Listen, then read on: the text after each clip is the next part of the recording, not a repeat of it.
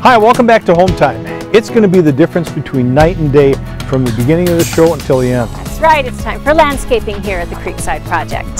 We've got a load of new plants on the way, a landscape design for guidance, and an excellent group of volunteers to help us plant. We're also starting to lay out the home office with the first set of cabinets in there, and we'll see how that's coming together. But I got to tell you, we're really pumped about the landscape. That's right, and that is first on the agenda, so you should stick around.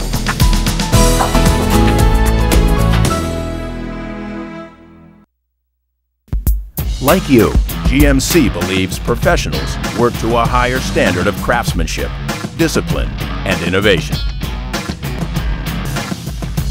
GMC, proud to lend a helping hand to Hometime.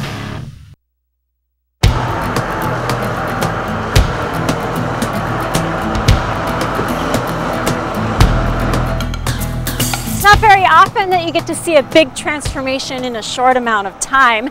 That goes for new construction and for remodeling situations, because projects seem to go on forever sometimes. When it comes to landscaping, you can literally cover a lot of ground in just a few days if you've planned it out. With that in mind, we're hoping to transform the bare dirt surrounding the Creekside home with trees, shrubs, plants, and grass, and add a whole lot of new color to the landscape. We had to do a couple things beforehand, and one of those was clearing out all the weeds that had taken root during construction. We had Brad Erickson come by and take care of those with a non-selective herbicide applied in spray form over the whole yard. We also had the pipes and devices installed for the underground sprinklers. That's always a little bit easier to accomplish before you do any planting. So with that taken care of, we are ready to start that transformation. Well, it's going to be a busy day here today. We've got a lot of plants to put in the ground, and I'll tell you, we want to get them out of the pots as soon as we can and in the ground just to keep everything in nice shape.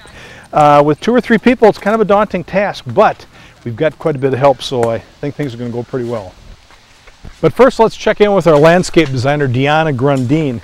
So Deanna, how do you think it's going so far this morning? I think things are going great. People are getting things planted. It's great to see things in the ground where they belong and have it all come together. We've got some good volunteers here today.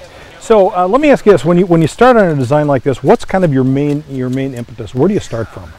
Well, here we want to take a look at the overall architecture of the house, how it fits on the property, and what the scale of that is. And then we want to make sure that it fits into its overall surroundings. On this particular plan, I did put in some of the key trees, especially over in this area through here, as we know we wanted to create a lot of screening. I then also added some more trees in this area, and then things fill in from all directions through that. Okay. So it's not necessarily one space or one thing, it's wherever it guides me. It's more of an artistic feature. Now, one thing I noticed about the plan is, you know, in a lot of the areas you'll have like clumpings of the same, you know, exact plant. Well, with this particular house being so large and the driveway also being so large, we need to help bring that into balance as well. So larger groupings of plant material will help bring that scale together. And in addition to that, we want to keep things low maintenance. It's the first thing that many people ask me for. They don't ask for a high maintenance landscape. They ask for low maintenance. And when we group plant material in bigger groups, it's really easy to see the ones that don't belong so they can do the little bit of weeding. So when you're planting trees, where do you like to see the top of this root ball going? Where a little bit above ground? How do you want that to end up? Well, let me show you. On this particular yard, we have some heavier soil, so we want to make sure that the trees aren't planted too deep. But the key is not necessarily to go by where the pot is at, but to go by where the tree is actually planted at. So what we want to do is we actually want to dig down in the soil and find where that natural root flare is at. And as you can see, it's not necessarily right where they had it planted. Wow. Yeah, Look at that. That's about an inch deeper. Sure. And if we were to go ahead and plant it at the top of the pot, down to where that was, now we know that that tree is going to be just a little bit too deep on this site. Yeah. And with heavier soil, that can make a big difference. And then a little dike around the outside to hold water? Well, the berm actually around the edges is to help make up for what soil is going to go ahead and collapse and fill in from us doing the digging. Oh, okay. True, it does also help hold some of the water while we're initially getting the tree started as well. But then we want the mulch to also follow that. We do not want volcano trees. The mulch really needs to follow that soil shaping, so that way it's not too close to the trunk, so that way the trunk can continue to get air and become a really nice strong tree. This is really important as the tree continues to grow, and we have a number of windstorms that come through. If we bury that too deep, it makes the weakest point in the tree and becomes the point that the tree can snap off, hurt the other trees, and heaven forbid, hurt this gorgeous house that you guys are building. Well, in the hurriness of digging all these holes, as you can see, we've got some monster holes we've been digging for all these trees. Dean's and the landscape lady are placing all the trees in. The guys come up to me and they say, "Bucky, we got a little problem here." And I go, "What's that?" "Well, this tree goes in this hole." So we got a little carried away digging trees. So we got to do a little backfilling. Hey, it's better than digging it out. Put it back in. So what are your instructions to the volunteers on how large to make a hole for the pot they're planting? Well, with this example here, we want to go ahead and plant the soil height right at the soil that we have in the ground. Okay. All of these really should be at the proper height in their pot. We then also want to dig the hole about twice as big as the pot, so that way we can help break up any of the compacted soil around it and give a really good base for that root growth to happen into. But don't forget to go down as well, because we want the roots to grow deep into the soil to also help become lower maintenance as well. Well, I suppose we got to get the rest of these plants out to everybody. I left my wheelbarrow out in back, so I'll be right back. All right, now I'll grab some of these to bring to the guys in the back. Sounds like a plan. Now, some of the volunteers out here might look a little familiar because they're all members of the Home Improvement Club, which has been out here a couple of times before, helping us tidy up the site and also cover the windows with plastic film. So I got to tell you, they're always a welcome addition to the show. Now, it is nice to have all the volunteers out here helping us with, we have a large amount of trees to plant. Plus it gives old Buck somebody to talk to during the day, you know, and then with the more people out here, I kind of lost my little toy to drive around, but that's okay. I'll share. Now, what can really help you when you're working on a landscape like this is these plants come with tags on the back. You know, spacing, where you place them, you know, how much sun, all that's very important. So this tag can give you all that information, how far you should space them. You know, is it light sun, heavy sun? Do you want to put these in the shade? And that type of information, you make sure you're getting it in the right spot with the right conditions. Here's one of the mass planting beds that we were talking about in the plan earlier. These ornamental grasses are going to help balance out the size of the driveway with the front entry without making it too busy or too high a maintenance. We have some prairie dropseed that's also mixed in with this Hamlin grass. The textures are pretty equal, but we get a little bit different flower to break it up just enough. Homeowners are just going to love this. Well, Sherry Holtmeyer has coordinated all of our volunteer visits in the past. She's done the one again today. Great to have you guys back. Well, it's great to be here, and thanks for inviting us. So I got to tell you, everybody just kind of hit the ground running. Is this your first landscape project you guys have all done together? Yes, this is the first time we've ever done a landscaping project together. Well, what I love about working with you guys is everybody just seems to get it. You know, being in the Home Improvement Club, I think they're so into it that we have to really deliver very little instruction. Well, Bucky helped us out. He told us how to do some things, and we've all done this at our homes before, so it's good to have some instruction, but we kind of knew what we were going to do. Do quite a bit of this at our house and around the neighborhood for our neighbors, and yeah, I like to do this. It's nice having a lot of people. It's what a beautiful day. Just nice, cool, overcast skies. It's been a lot of fun. Nice to get out and use the muscles and get moving again. We're filling in the holes, bringing them up to level so that we got the root balls at the right height, and we're getting them lined up so they're straight, pointing up, and green side up, root side down, and we're moving along pretty well.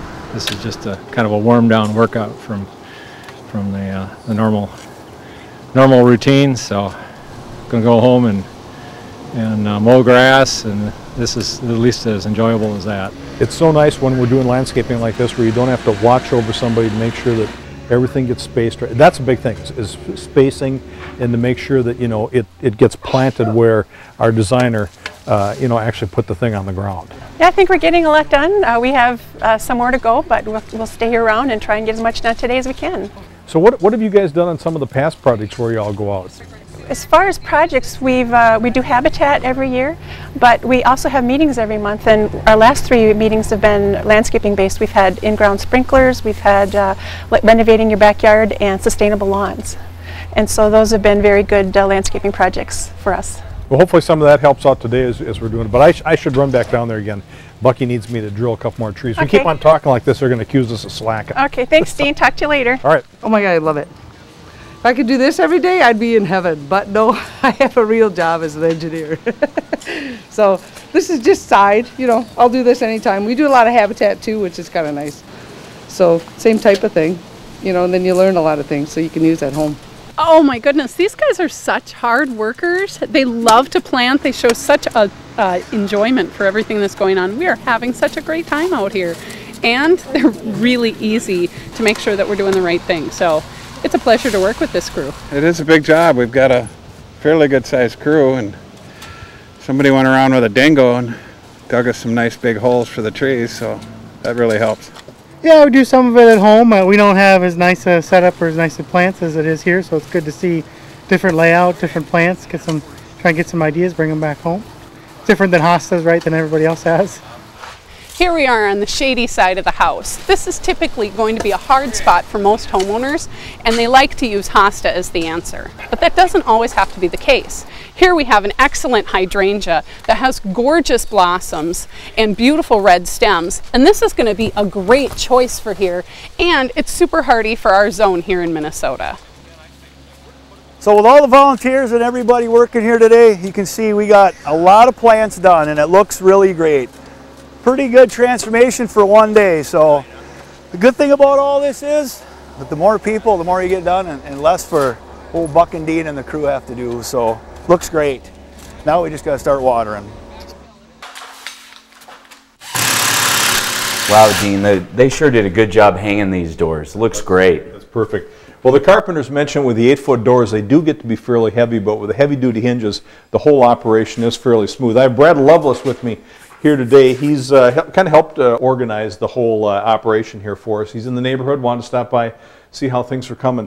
So Brad, one of the things people are telling us is they really like the ribboning on the sapele wood. Yeah, that sapele mahogany has a beautiful natural ribbon grain. Really has a nice effect when you put a great finish on it, and those finishers did a great job on these doors. You know, the color tone is very close to cherry, which we've used many times on projects. Yeah, a lot of times it's just how you finish it. You can finish it to make exactly the color you want. The sapele mahogany comes from Africa. As long as we can procure the wood from a responsible resource, we can use it to make doors. That's a big deal today if you're using tropical hardwood, isn't it? Yeah, it's a big deal for all of us. You have to have wood from a responsible resource. Now, one thing we mentioned is because it is constructed with solid wood stiles and rails, I mean, it just does help, you know, kind of add to the weight and stability of the whole thing. Yeah, what you're looking at is not a piece of plastic placed over a substrate. It's the real thing. It's a wood door through and through, which is especially important with these tall 8-foot doors. And when you come into a house like this and you operate a door, I mean, you feel that weight, and it kind of says a lot about the house, you know. I mean, it's surprising the impact something small like that can have on people. Right. Yeah, it's important that the door is so visible on a home, and it really says a lot about the overall home, especially the front entry door. Well, speaking of front doors, we have not installed ours yet. I mean, this is like about the last thing we put on because otherwise they just get destroyed, you know, people coming in and out. But, you know, it's gorgeous, but this has to be all about durability. I mean, in terms of how much weather this can take, extreme temperatures as well as humidity and moisture. Yeah, every part of the country has its own issues, don't they, with the weather, whether it's temperature, humidity, moisture, coastal applications perhaps. So it's really important how that door is made. Now, these pegs are a gorgeous design element, but it's a lot more than just all about the looks, right? It is, you're right. I know you brought this little cutaway here just to show how these things work. Yeah, this does a great job of showing our modified mortise and tenon construction technique. There's a tenon biscuit that goes between both the rail and stile components as part of the internal construction. Afterwards, we drive the face pins through the face, goes through the face of the door, through the tenon biscuit, through the back of the component, and it squeezes and holds that joint together. Well, it's very much like our beams in the great room, like you pointed out when you walked in there. So it's kind of cool from that standpoint. Now, you guys also have an online element that will help people kind of work through the selection of wood species as well as some of the glass textures, as well as they can look at options on how they fit on their own house. That's right. It really does help a homeowner if they're not sure exactly what they want on the front of their home. They can actually see a real picture on our website what it's like. I see you need some help too here, Dean, with your plywood front door. This is our OSB wood species that we made the selection on, but